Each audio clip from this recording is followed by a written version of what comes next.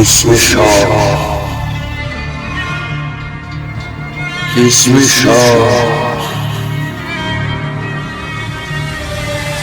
İsmi Şah,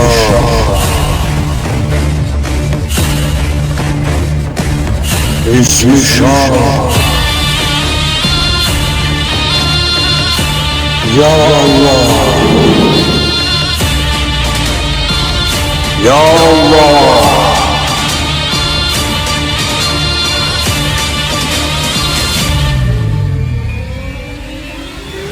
Ya Allah,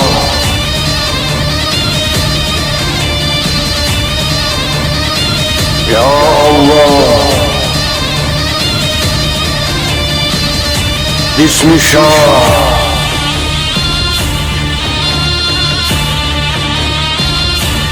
İsmi Şah, İsmi Şah.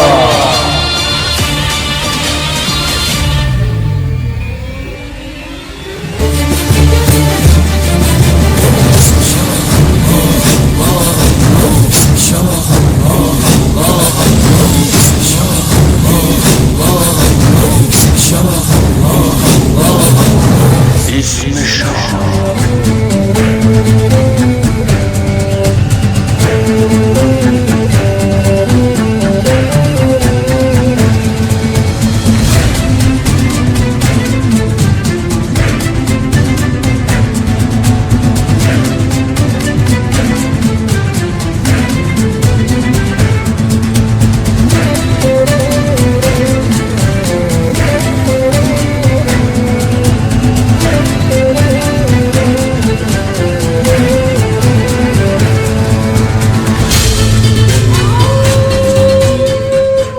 Bu əsər daha öncə yazılmış olan Fatihlər Səltənəti əsərinin davamıdır.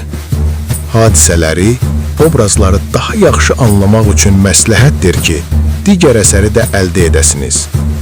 Əsər, görkəmli Azərbaycan yazıcısı Fərman Kərimzadənin Xudafərim Körpüsü romanının motivləri əsasında tarixi faktlar və müstəqil yazar təxəyyülünün məhsulu olaraq meydana çıxmışdı.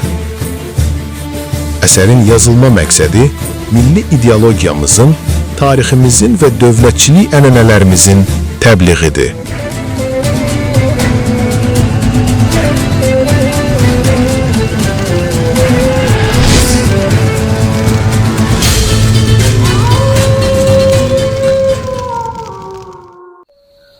...1478-ci il, Azərbaycanın cənubu, Ərdəbil, Şeyx Heydərin ocağı, gecə. Şeyx Heydər divanxanasında taxtda oturmuş, əlində xəritəyə baxır. Bu zaman Hüseyin bəy Şamlı gəlir. Ehtiramla baş əyir və xoş üz ifadəsi ilə şeyxə baxır. Mürşidim, hər dəfə sizə baxanda sanki üzünüzdən nur alovu görürəm. Bəzən düşünürəm ki, insan da nurdandırsa, demək o, yaradanın əksidir. Lakin o nur ancaq pakların qəlbində yanar. Düz buyurursan Hüseyin. İnsan iki cür olur. Kamil və naqis. Kamil olan Allahın nurunu daşıyır. Naqis olan isə kölgədə qalır. Nur olmaq üçün təkcə zahir deyil, batin də pak olmalıdır.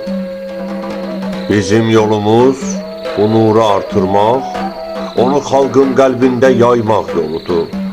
Bu sir batindir. Onu yalnız seçilmişlər bilər. Bu sirri ilk dəfə sən eşidirsən. Sözünüz mənim üçün hökmdür mürşidim. Ancaq bu nurun yolunu qorumaq üçün bizə tədbir də gərəkdir. Bəli, artıq zaman yetişib. Sultan Yaqub hələ güc toplayarkən biz öz yolumuzu açmalıyıq. Ağqoyunlu xanedanı gec-tez dağılacaq. Amma bu dağılmaq bədbəxtlik deyil. O yeni dirçəlişin başlanğıcı olacaq. Xalqı xilas eləmək üçün əvvəlcə qəlbləri birləşdirmək lazımdır. Biz canımızı, qanımızı bu yolda verməyə hazırıq. Mürşidimiz buyursun, biz də itayət edək. Dərbənd qalası bizim üçün çox önəmlidir. Bu qala ölkənin quzeyində ən möhkəm sipərdir. Atam Şeyx Cüneyd də o yolu tutmuşdu. Şirvanşahlar Fars soylu, İslam qiyafəli şeytanlardır. Onları tabi etmək bizim üçün qurtlu bir ülküdür. Doğru buyurursunuz şeyxim. Ölkənin quzeyində İslam hakimiyyəti bəhanəsi ilə Farslar yaman möhkəmləniblər. Onlara qalib gəlmək çətin olsa da, nəticə bütün Azərbaycan üçün vacib bir qələbə gətirəcək. Bəli, onlar da müsəlmandılar. Amma haqq yolunda hər kəsin öz sınağı var Hüseyin. Hər bir döyüş bir imtihandır. Bizim döyüşümüz qılınc üçün deyil, haqq üçün olacaq. Unutmayaq, biz öncə Türkük, sonra müsəlman. Nəhayət, Azərbaycan məmləkətinin ul xanədan qoruqçularıyıq. O gün sayımız nisbətən az, gücümüz zəif ola bilər.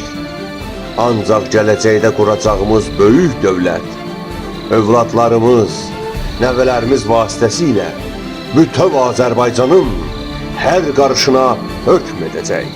Hava ağırlaşır. Məşəllərin alovu küləklə titriyir. Şeyx Heydər ayağa qalxır.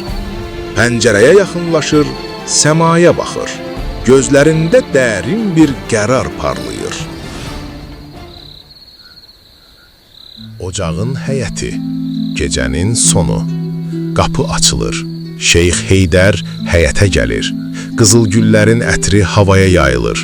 Uzaqda hovuzun suyu gümüş kimi parıldayır.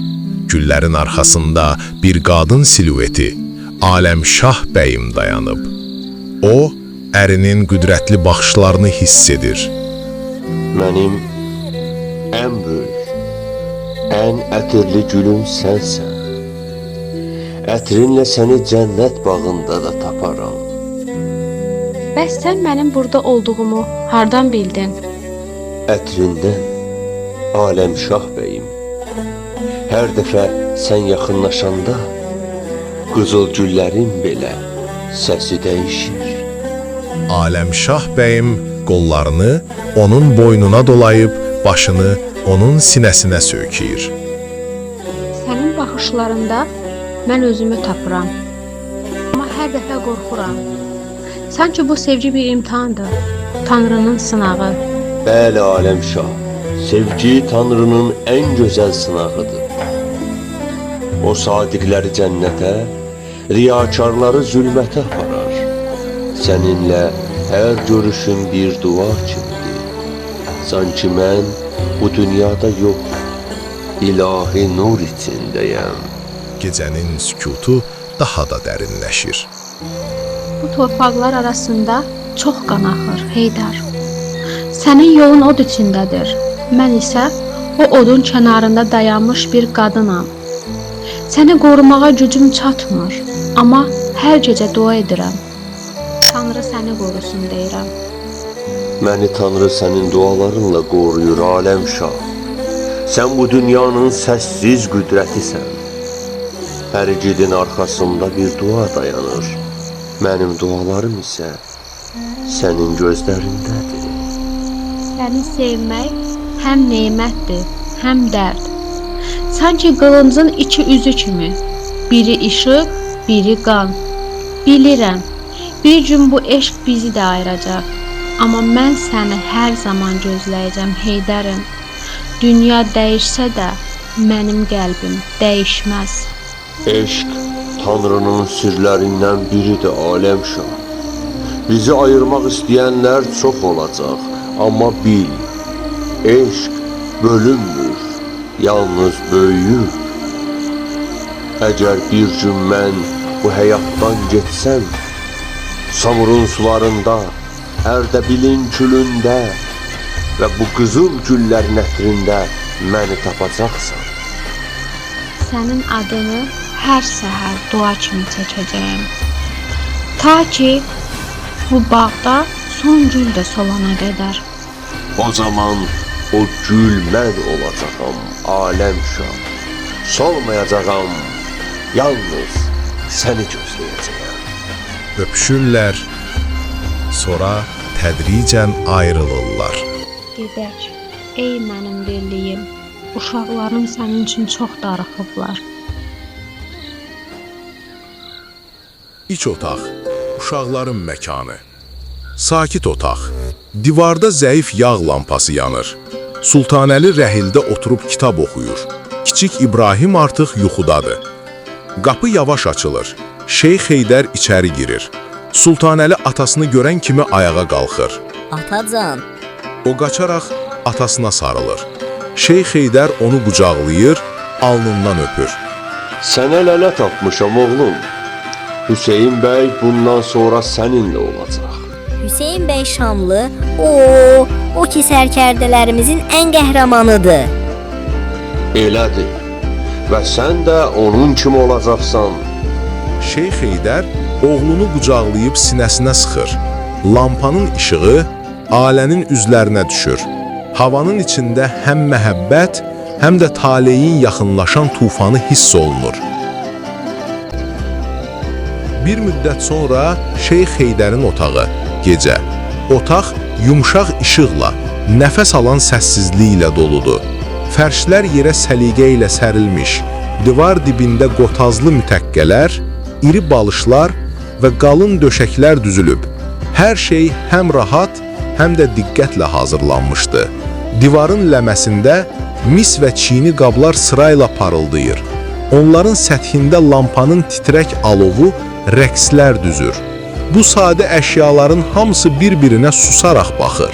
Sanki içlərində saxladıqları xatirələri qoruyurlar. Şeyx Heydər əbasını qat-qat aralayaraq soyunur, səssizcə dizini qatlayıb yerə oturur.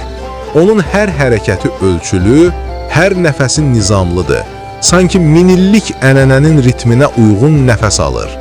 Gözlərində uzaqlara boylanan bir düşüncə var. Həm qərarlılıq, həm yorğunluq, amma hər şeydən üstün olan bir inam. Qapı arxasından Səkinə görünür.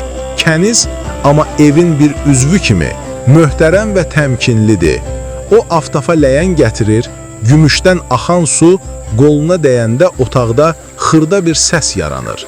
Şeyx əllərini verib suyu alır, yavaş-yavaş yuyur. Su damcıları lampanın işığında miskin gözəl bir şeir kimi parıldayır. Var ol Səkinə.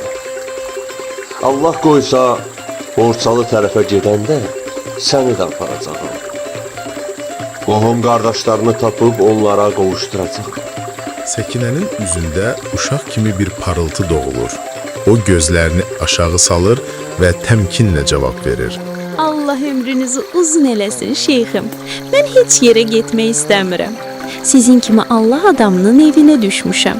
Sanki öz ata evimdəyəm. Yox ay Səkinə. Ata evi ayrıdır. Bəlkə də onları da köçürdüb Ərdəbilə gətirərik inşallah. Səkinə aftafaləyəni götürüb çıxarkən onun addımlarında bir yüngüllük, hətta quşvari bir şənlik sezilir. Sanki ona qanat taxmışlar. O düşünür, şeyx dediyini eləyər və ürəyindəki ən böyük arzuyla dua edir. Bir dəfə atasını görmək, onun dilindən çıxan hürufatı eşitmək, onda ölümü belə rahat qəbul edəcək.